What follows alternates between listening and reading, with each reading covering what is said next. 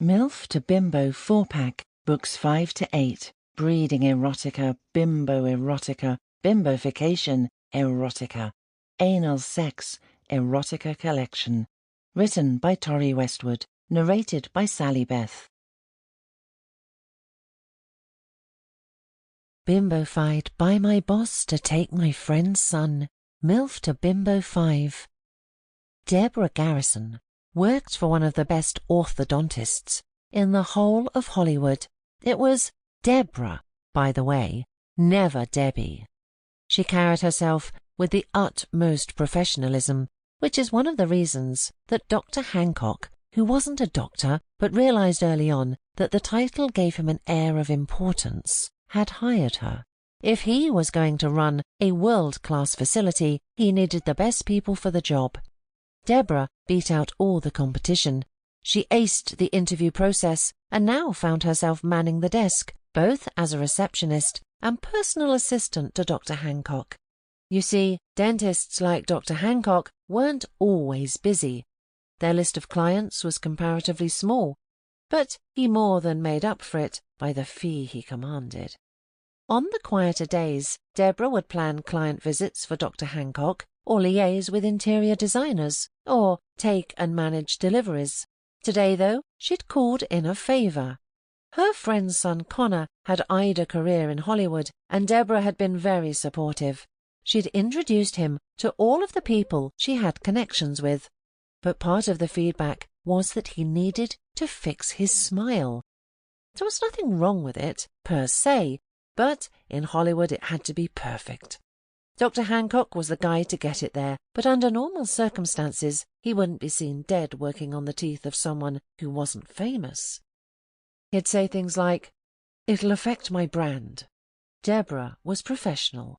She understood, but after years as Dr. Hancock's assistant, she felt a familiarity that afforded her this one favour.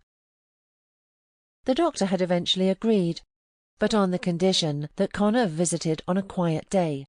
Deborah had thanked him and then waited until she was alone to celebrate quietly. She was reserved, as always. Connor had been ecstatic.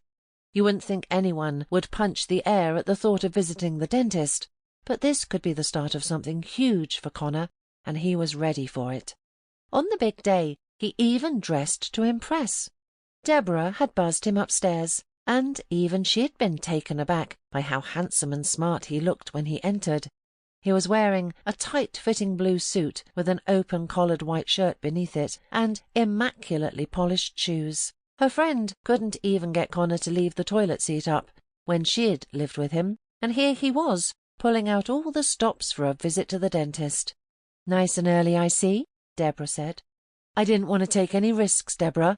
Is he in?" "It's Mrs. Garrison in here," she said, keeping things formal. "The doctor is busy talking to a client at the minute, but he'll be ready for you at your allotted time." Connor adjusted his suit. "Of course. Thank you." He sat down in the waiting room chair. There was only one. Deborah would plan appointments so that only one person was waiting at any given time. Actors didn't like to mingle with other actors generally, if they could help it. The chair had been picked out by Deborah specially. It was handmade and had been flown in from Italy. All these small details mattered. Deborah fixed a glass of cucumber water for Connor and set it on a coaster on the Japanese coffee table that cost more than most people's cars. Connor sipped nervously. He was apprehensive about meeting Dr. Hancock. The guy was a legend in Hollywood circles. He was the guy whose number got traded at high-profile parties. One time he'd even rejected Tom Hanks because he didn't like his tone. As Connor waited, Deborah attended to her emails. As she was clicking through advertising offers and appointment queries, she received an email from Dr. Hancock from the office next door. He did that from time to time. She clicked on it and was presented with a link to a web page. It looked to her like a kind of scam, but Dr. Hancock ran a tight ship. If he was sending her something like this, it's because he wanted her to click on it. She pressed the link cautiously. The web page opened. The screen was black, and after a second, a high-pitched hum began. Deborah looked to Connor, Sample complete. Ready to continue?